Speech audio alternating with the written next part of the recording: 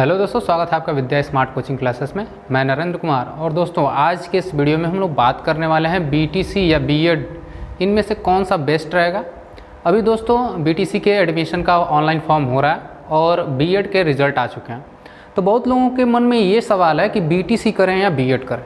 तो इस वीडियो में अगर आप आ गए हैं तो लास्ट तक बने रहिएगा। पूरा जो है कि जितना सारा आपको डाउट है, सारा डाउट यहाँ पे क्लियर होने वाला है कि दोनों में से क्या सही है, क्या करना चाहिए, बीएड करना चाहिए या बीटीसी करना चाहिए, जाने दोनों में क्या अंतर इन दोनों जो कोर्स है इनमें क्या अंतर है और किससे जल्दी नौकरी मिलती है और दोनों में फीस कितनी लगती है। इन सभी टॉपिक पे हम लोग इस वीडियो में बात करने वाले हैं। तो चलिए दोस्तों, ज़्यादा देर न करते हुए हम लोग वीडियो को स्टार्ट करते हैं। अगर आप वीडियो पे पहली बार आए तो वीडियो को दोस्तों लाइक कर दीजिएगा और चैनल को सब्सक्राइब कर दीजिएगा। चलिए हम लोग देखते हैं बीटीसी और बीएड में क्या अंतर है और इनमें से कौन सा कोर्स आपको करना चाहिए। ठीक है, तो सबसे पहले दोस्तों यहाँ पर हम लोग अंतर देखेंगे और इनकी क्या अवधि होती है और क्या क्वालिफिकेशन होती है इसको करने के लिए। तो देखिए दोस्तों, सबसे पहले अगर बता दें, अगर आप बीएड कर रहे हैं, अगर आपको सरकारी अध्यापक बनना है तो इन दोनों कोर्सों में से आपको कोई कोर्स करना पड़ेगा। तो देखिए, सरकारी अध्यापक बनने के लिए आपको बीएड करना पड़ेगा और सरकारी अध्यापक बनने के लिए इधर बीटीसी भी करना पड़ेगा। यानी अगर आपने मन बना लिया है कि हमको सरकारी अध्यापक बनना है तो आपको दोनों कोर्स करना पड़ेगा। दोनों में से आप बीएड कर सकते हैं या बीटीसी कर सकते हैं। अब आपके ऊपर है कि इस वीडियो को देखने के बाद आप बीएड करेंगे या बीटीसी करेंगे। तो चलिए सबसे पहले योग्यता देखते हैं कि दोनों में क्या योग्यताएं हैं। इनकी योग्यता दोस्तों स्नातक होना चाहिए। स्नातक में दोस्तों आपका बीए, बीएससी और इसके समकक्ष बीटेक वगैरह जो होते हैं वो इसके समकक्ष होने चाहिए और 50% होने चाहिए। मिनिमम कितने होने चाहिए? 50%। और दोस्तों बहुत सारे स्कूलों में 50% से नीचे एडमिशन ले लिया जाता है, लेकिन बाद में जो कि कहीं ना कहीं दिक्कत होती है। तो ये आप ध्यान रखें कि अगर आपका 50% है तभी जो है कि आप दाखिला लें बीएड में या बीटीसी में, अगर आपका ग्रेजुएशन में 50% है तब। उसके बाद अवधि देखेंगे दोस्तों, तो ये 2 वर्ष के होते हैं। कहीं दोस्तों वार्षिक परीक्षा होती है तो कहीं दोस्तों सेमेस्टर वाइज परीक्षा होती है।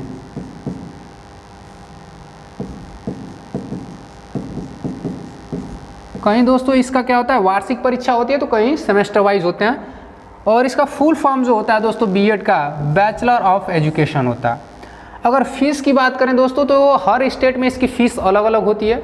हमारे यूपी में अगर बात किया जाए तो यूपी में सरकारी फ़ीस लगभग 30,000 से 40,000 के बीच में हो सकती है। इससे कम भी हो सकती है, इससे ज़्यादा भी हो सकती है। लेकिन प्राइवेट की बात की जाए दोस्तों तो 51,200 रुपये लगते हैं और ये 51,200 दोस्तों प्राइवेट की फ़ीस हैं। और इसमें फीस बढ़ भी सकती है, घट भी सकती है। ये जो है कि कॉलेज के ऊपर और जो कि स्टेट के ऊपर होता है कि किस स्टेट की कितनी फ़ीस हैं, तो ये वेरिएबल होंगी, इसको आप देख लीजिएगा। अगर इधर बात करते हैं दोस्तों बीटीसी के लिए या डीएलएड के लिए, तो इसके लिए भी दोस्तों स्नातक होना चाहिए या इसके समकक्ष डिग्री होनी चाहिए और इसमें भी लगभग दोस्तों 50% आपके होने चाहिए, तब जाके आप इसमें दाखिला लीजिए। नहीं तो वरना दाखिला मत लीजिए। आप ले सकते हैं दाखिला, लेकिन बाद में हो सके कहीं ना कहीं प्रॉब्लम हो सकती है, तो इसको आप लोग ध्यान रखें। एडमिशन लेने के लिए आपको एडमिशन मिल जाएगा, कोई दिक्कत नहीं, एडमिशन ले सकते हैं, लेकिन मिनिमम दोस्तों 50% होने चाहिए। और इसकी अवधि की बात करें दोस्तों तो ये भी 2 वर्ष का होता है और ये सेमेस्टर प्रणाली होती है। इसमें सेमेस्टर होते हैं, इसमें 4 सेमेस्टर होते हैं। 1 साल में 2 सेमेस्टर होते हैं और 2 साल में 4 सेमेस्टर होते हैं और ये 2 वर्ष का कोर्स होता है। अगर इसके फुल फॉर्म की बात करें दोस्तों तो डिप्लोमा इन एलिमेंट्री एजुकेशन, यानी पहले दोस्तों इसको बीटीसी के नाम से जाना जाता था, अब जो है कि इसे DEL और डीएलएड के नाम से जाना जाता है। और डीएलएड का फुल फॉर्म होता है दोस्तों डिप्लोमा इन एलिमेंट्री एजुकेशन और बीटीसी का फुल फॉर्म होता है दोस्तों बेसिक ट्रेनिंग सर्टिफिकेट, और इसका नाम चेंज करके अब डीएलएड के नाम से जाना जाता है। और इसमें फ़ीस की बात करें दोस्तों तो इसमें कितनी फ़ीस होती है, ठीक है। आसान शब्दों में अगर फीस की बात करें तो सरकारी फ़ीस यहाँ पे यूपी में अगर हम बात करें तो 10,200 है। ये यूपी की बात करें दोस्तों। उधर स्टेट में बीटीसी की और डीएलएड की अलग भी फीस हो सकती है, वो स्टेट के ऊपर डिपेंड करता है, स्टेट कितना फ़ीस लेता है, ठीक है। और प्राइवेट की फ़ीस की बात करें दोस्तों तो यूपी में 41,000 टोटल फ़ीस है और ये पर ईयर है। 1 साल के 41,000 लगेंगे और 1 साल के 10,200। और इसी तरह अगर दोनों साल के हैं तो आप कैलकुलेट कर सकते हैं कितना जो है कि इस कोर्स को करने में आपको खर्च जाएगा। तो अगर खर्च की बात करें दोस्तों तो लगभग कुछ ही जो है कि अंतर है, 10,000 या 15,000 के अंतर आपको देखने को मिलेंगे।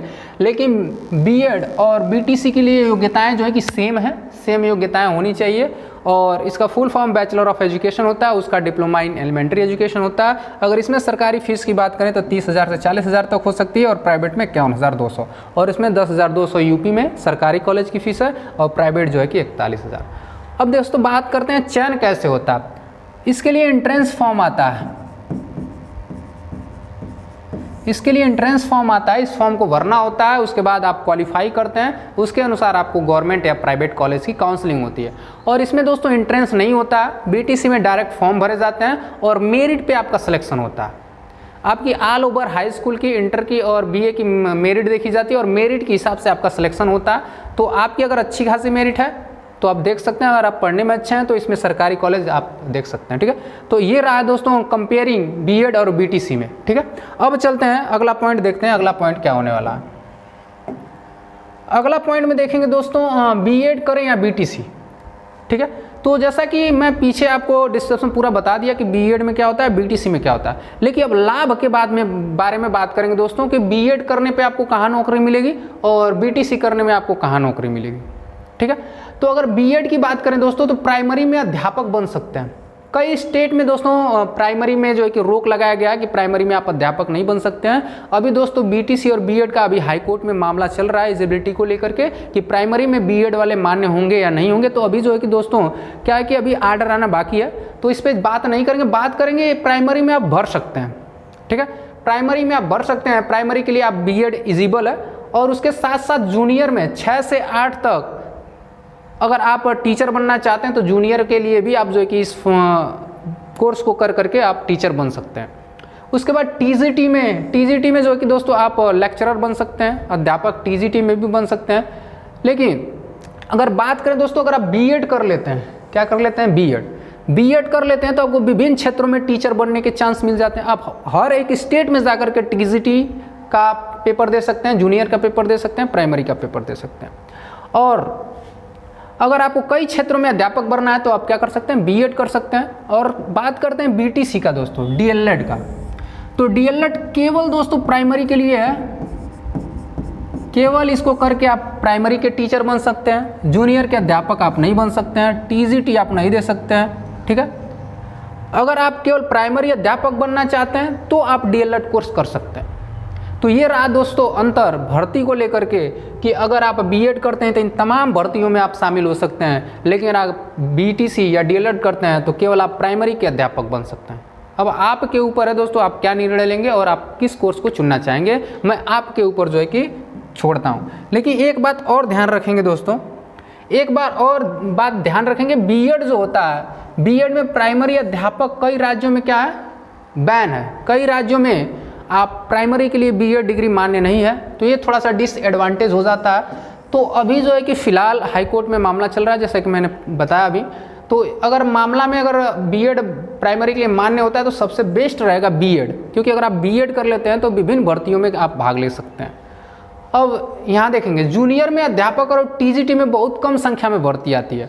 जो जूनियर है और टीजीटी की जो भर्तियाँ होती हैं और उसमें क्या होती है, बहुत कम भर्ती आती है दोस्तों, और बहुत टाइम लगातार तो आती रहती है भर्ती, लेकिन उसमें जो सीटें होती हैं वो बहुत कम होती हैं।